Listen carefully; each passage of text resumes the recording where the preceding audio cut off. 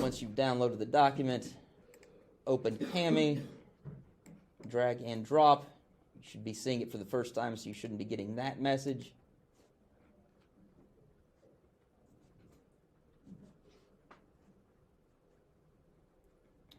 That's a little clunky, the way that inserting the images went. So just know that you'll have to jump down, moving on to that next page.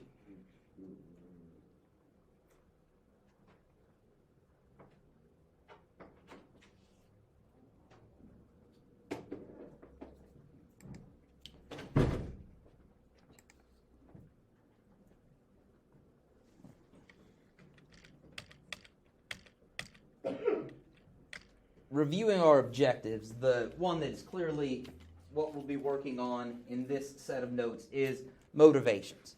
And they could be about support or opposition to globalization. In this case, it's really going to be about support for globalization.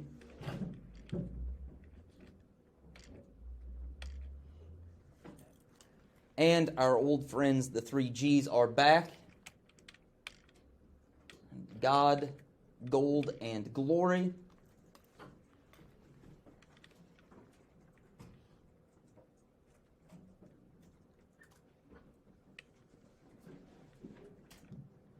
And we are going to examine each of these motivators in order.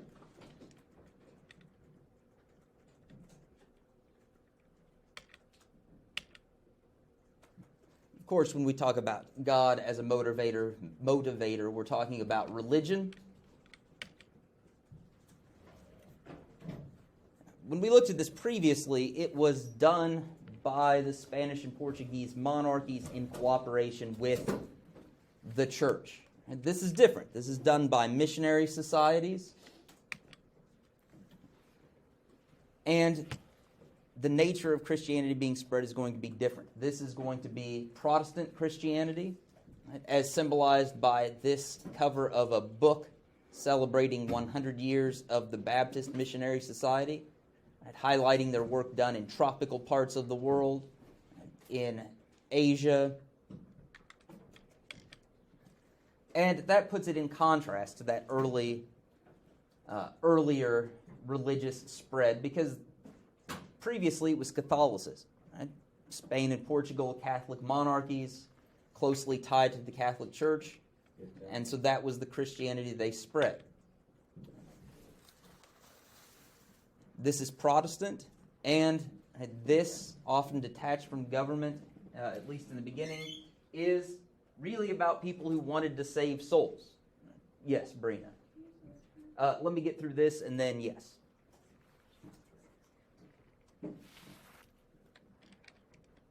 This doesn't mean that they are angels themselves or saints. Right? A lot of this we will also see carries some of the kind of racist and condescending views towards native peoples.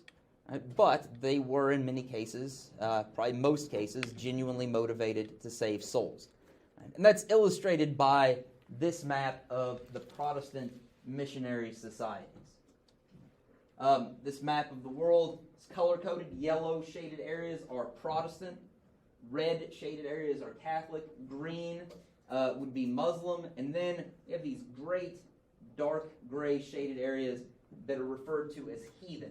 And they note their estimate is 834 million heathens.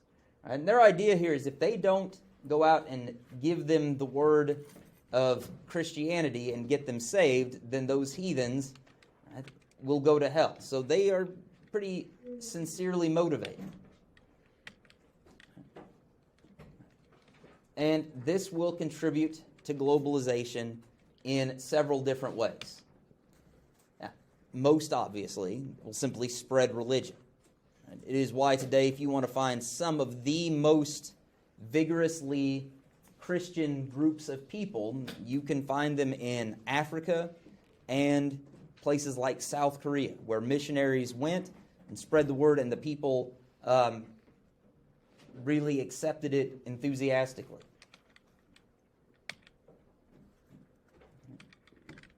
But they also spread other aspects of European civilization. Importantly, languages. I do want to be clear, this is not entirely a one-way transfer of language. The missionaries did often go to a lot of work to learn the indigenous languages, as demonstrated by this Bible translated into an indigenous African language. But the primary spread of languages in terms of the language that the missionaries taught to indigenous people.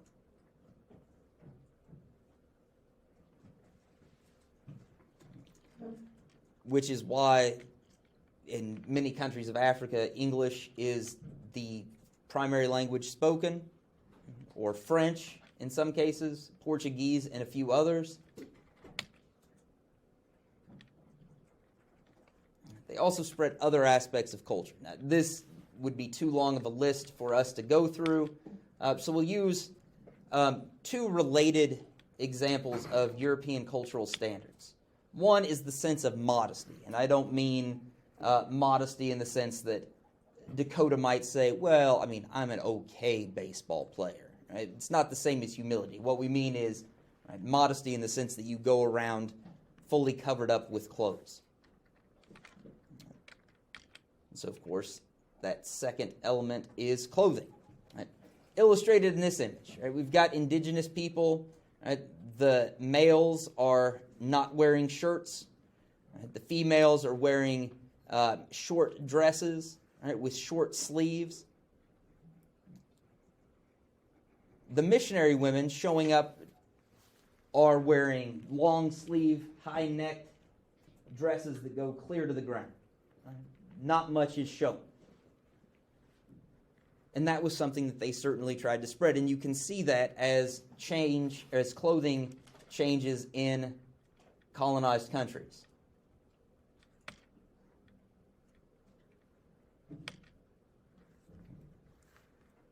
And the third way is what cynical folks will like to point out, and they're not wrong in pointing this out.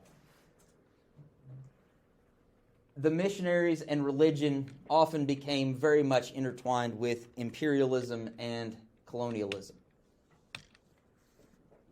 Two examples will serve our purposes here. The first is what was known as the Bible and the flag for the British Empire. The idea that these two things moved in sync with one another. And it was because the monarchy was very much linked to Christianity. Right? This image, this postcard, book. Sorry, that's a library stamp. Faith, King, and Empire, right? With faith first, God save our King and Queen, very much linking the two together.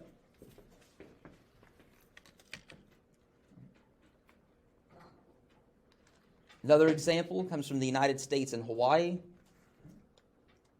The missionaries become the owners of sugar plantations, not necessarily in a single generation. But what might have happened is that Brody goes to Hawaii as a missionary. And then Brody's son was like, well, Dad seems to have this church thing pretty much running itself. So I'm going to go into business. Looks like a good place to grow sugar. I'm going to buy some land. And Brody's son is going to become quite wealthy. And as he gets wealthier, he's going to want a little more influence over what happens in Hawaii. But he's a foreigner in Hawaii. Hawaii is its own independent country. It has its own government. It has a queen. Brody doesn't like this, or Brody's son doesn't like this at least. And so Brody's son and other sugar growers descended from missionaries pushed for the United States to annex Hawaii. Now, you're going to learn more about this. You should learn more about this in your U.S. history class next year. But in this case, annexation means taking a piece of foreign territory and adding it to your own state. You may have learned about this in middle school. with the annexation of Texas. And this story is symbolized by this political cartoon of a shotgun wedding between Uncle Sam and Hawaii. The preacher represents the missionaries, and the man holding the shotgun represents the sugar planter.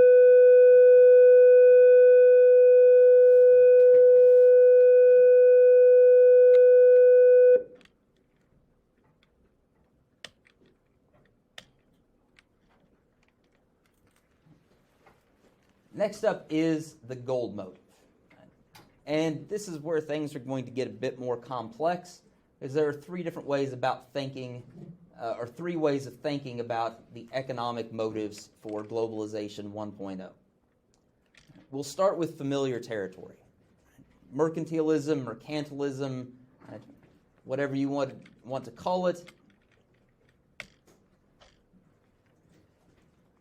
Despite the ideas of Ricardo and Smith, the leaders of a lot of powerful states still wanted to be autarchies. Remember, an autarky means being self-sufficient. They wanted to keep out foreign imports.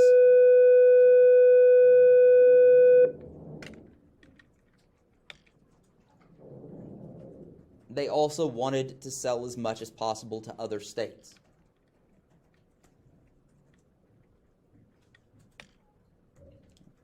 Remember, for mercantilism, the idea is to build wealth by selling stuff to other people and not buying much of their stuff.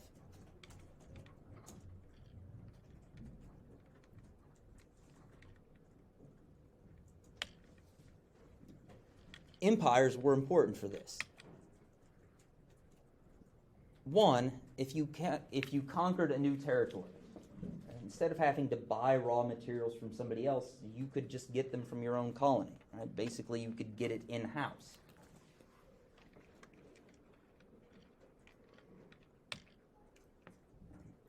It also helped them with exporting manufactured goods. And it's important to understand in this process, raw materials are never worth as much as manufactured goods.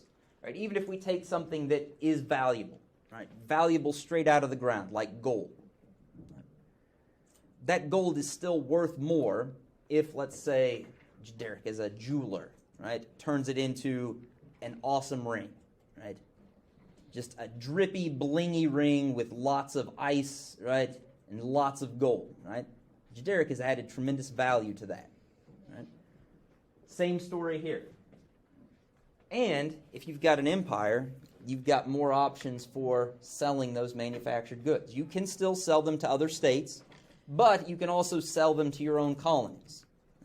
And the Brits were pretty shockingly honest about how this worked. Right? In one of their Buy British ad campaigns, they said, empire products for Britain, right? Mostly we're talking about raw materials going to Britain and then being sold back to the colonies in the empire after the Brits had manufactured them into more valuable stuff.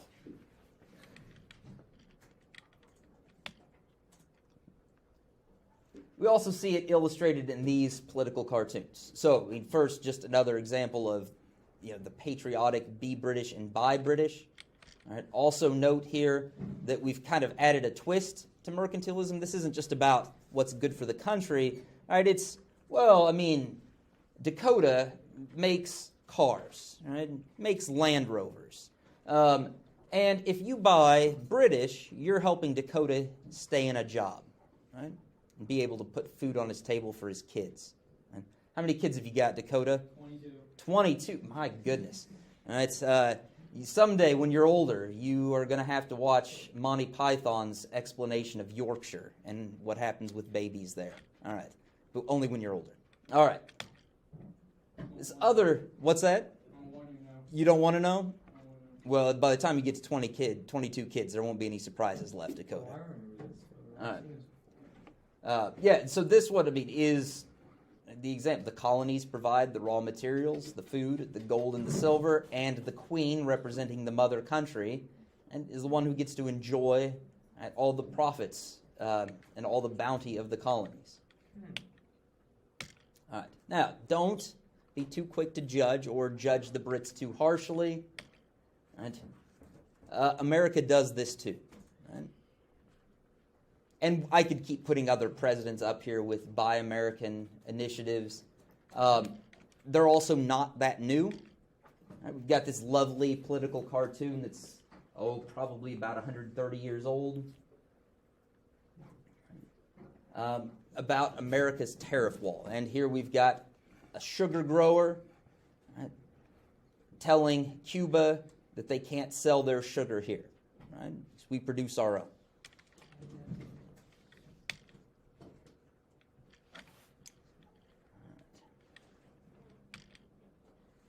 Now on to some new ground. Right? One of the other explanations for how economics motivated globalization is Marxism. Right?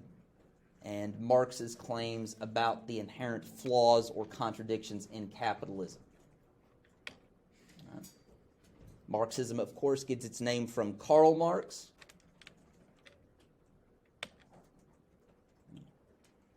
And this theory is all about class conflict.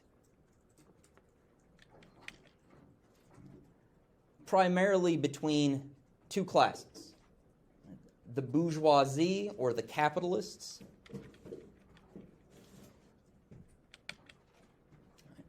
and the capitalists are the people who own what Marx calls the means of production. Those are things like the factory where Dakota works, right? Or the mine that produces the iron ore that becomes the crankshaft in the engine that Dakota assembles.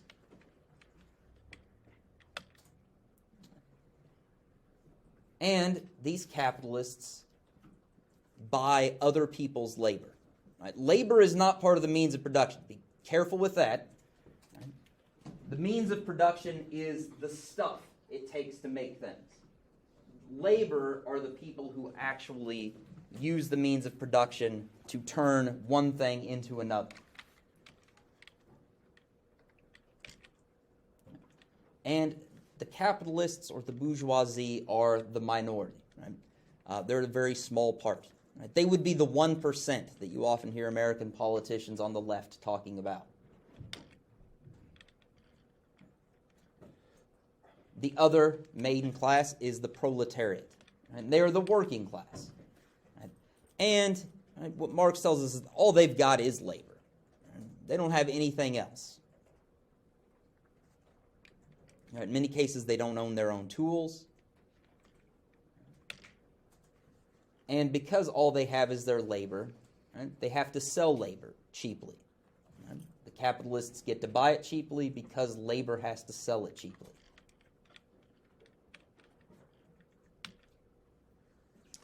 And the working class, they would be your 99%. They are the vast majority.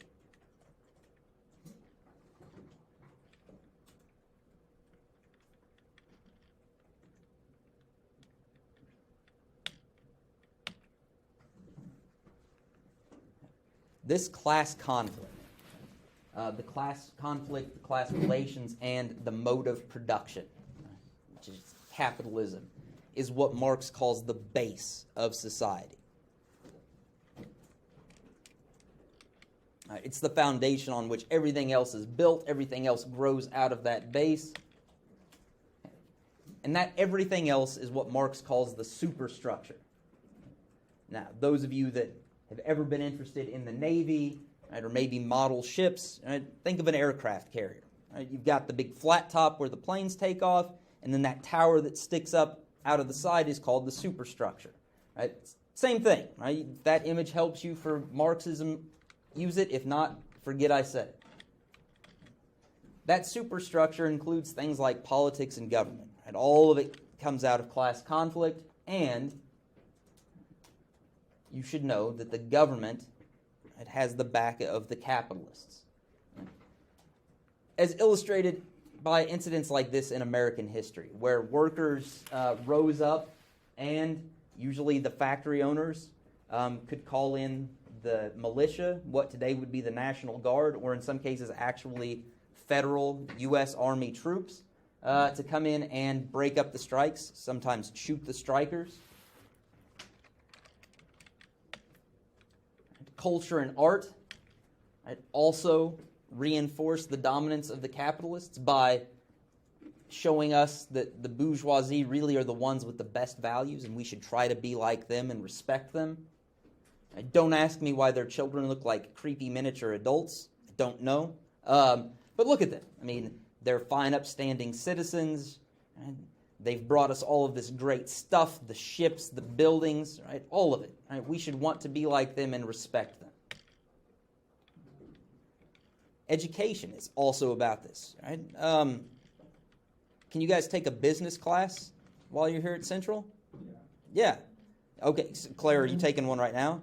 All right. Can you take a class in how to start a revolution? Yeah. No, I mean, this one can kind of be that, I suppose, but that's not its point. Can you take a class on how to organize labor so that maybe you can lead the next union vote at an Amazon warehouse? You can't? My gosh. They've got us too, right? And they do. I mean, that's what Marx would say.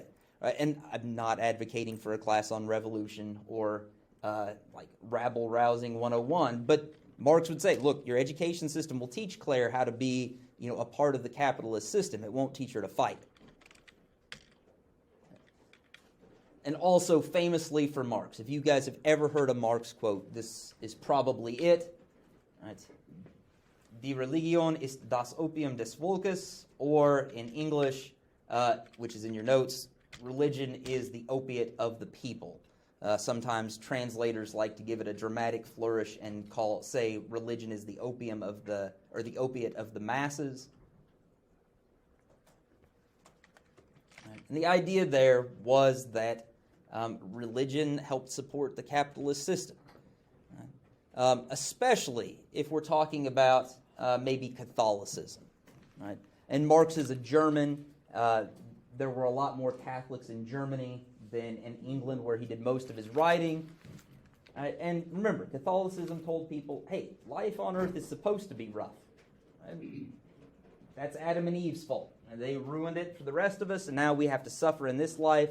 And if we do it right, we get to go to heaven when it's over. So Dakota, yeah, your hours in that factory are long, the working conditions aren't great, and the pay stinks, but right, that's your lot in life.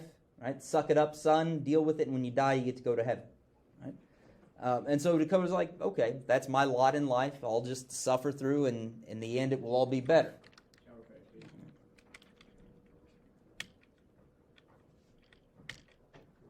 And based on that, it should sound like the capitalists have this on lock. But they don't. Because capitalists might sound like a tight-knit little club of the one percenters, but they have to compete with each other. And to do this, they do two things, both in an effort to cut costs. One, as much as possible, they replace people with machines. Right? Now, today we'd show you like a robotic welder arm, right? But in this image, right, it's other machines. Right? And this lets you lay off members of the working class. So far, so good. Right? More machines, fewer people, you cut your costs. But as you keep laying off the workers, you end up with a problem. Unemployed people don't have money to buy the stuff that you make.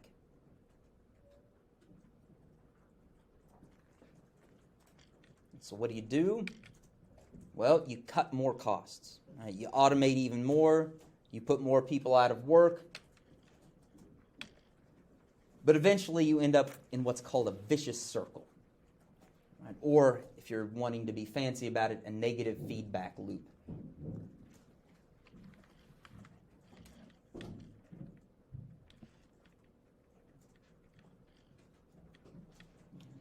You get to this point of extreme unemployment, right, as symbolized by this right, sign telling jobless men, right, to keep going. Right, that community has no work for you.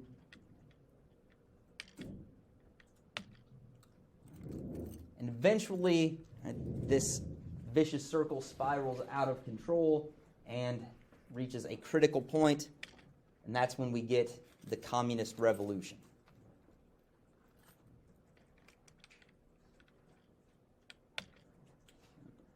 The working class, right, the proletariat, take over, and they give us communism, right? Or also known as socialism. And that's what they would have called it, but often in this country it gets kind of confused. And for our purposes, we're just going to sum up communism as this idea, right? That everybody will work according to their ability, and everybody will take according to what they need.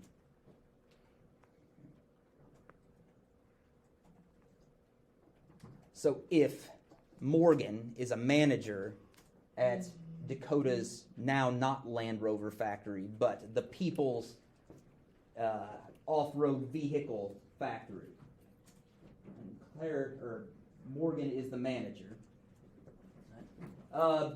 Morgan, how many kids do you have, Morgan?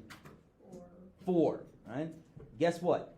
Right? You don't need as much as Dakota. So even though you're the manager, right, you've got responsibility for making sure that the factory's running smoothly, everything's going well, you're turning out a quality product, you're not going to get as much stuff as Dakota, right? Because Dakota's got 22 kids, and let's face it, right?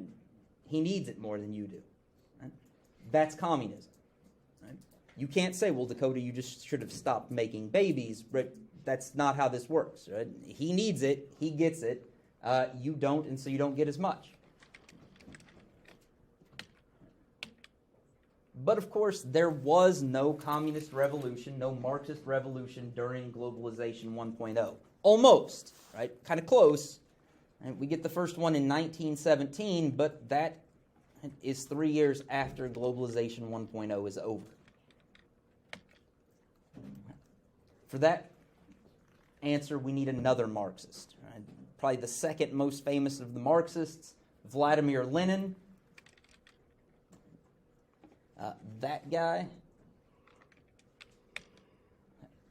And he argued that imperialism was what he called the highest stage of capitalism. And by that he meant the final stage of capitalism. He argued that as long as capitalist states could keep taking over new territories to colonize, they could continue to get cheap raw materials,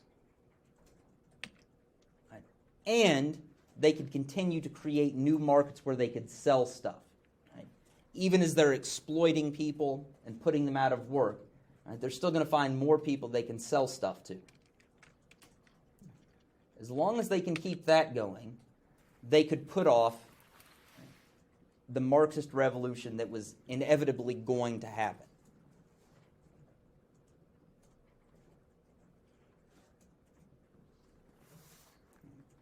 Marx and Lenin believed that the revolution really was inevitable. It was just a matter of time. It would either happen sooner or later, but it was going to happen someday.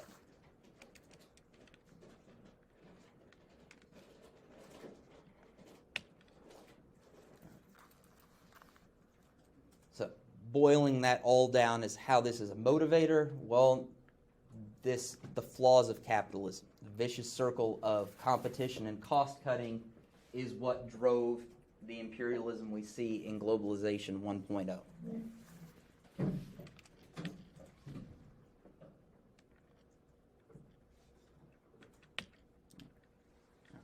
Before we head off to lunch, I'll be able to wrap up the economic motivations, and circling back to Smith and Ricardo and their arguments in favor of free trade.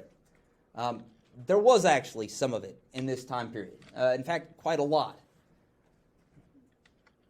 And it came from Britain and the United States, even though there were still obviously powerful mercantilist forces in both countries.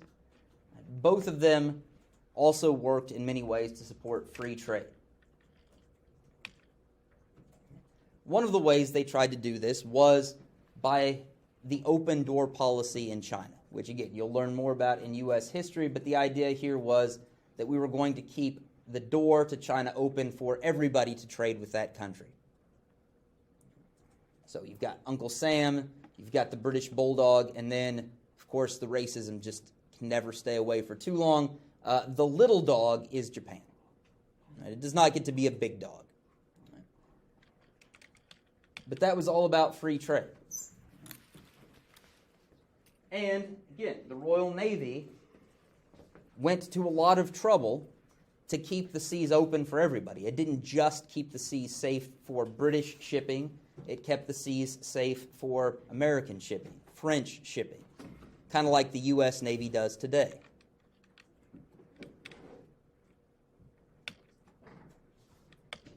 All right. We're going to take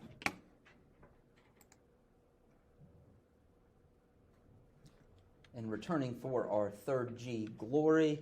And this is all about the grandeur, right, of empire building and possessing an empire of vast colonies.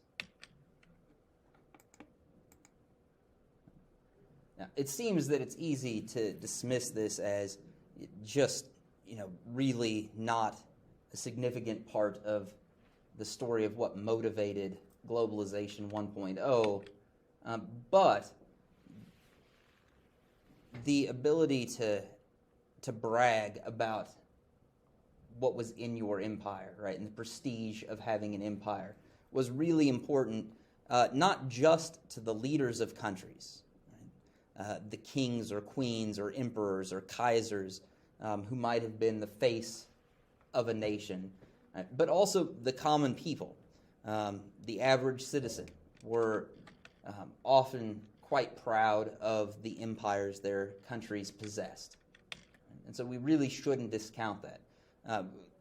One of the most obvious examples of this, of course, is the United Kingdom, which was able to boast the biggest empire the world had ever seen and has ever seen, and to be able to claim that it was so big that the sun never set on it.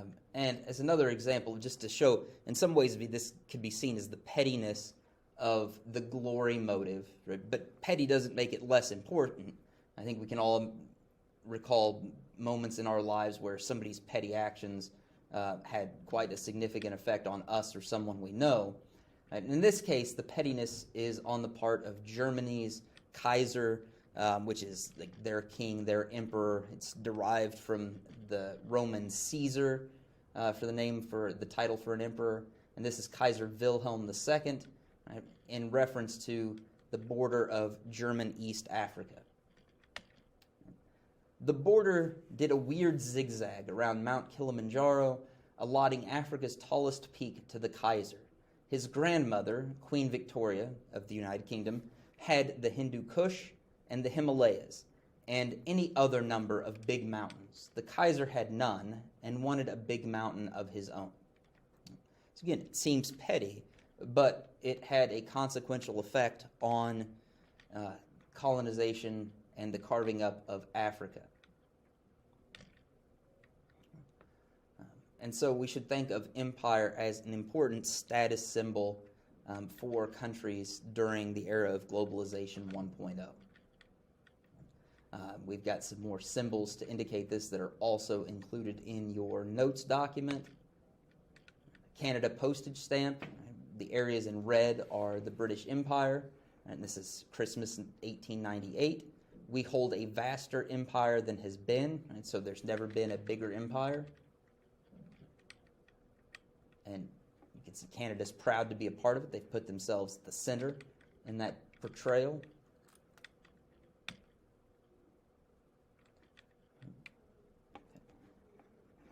This map, right, shows the flags of a free empire, showing the emblems of British power throughout the world.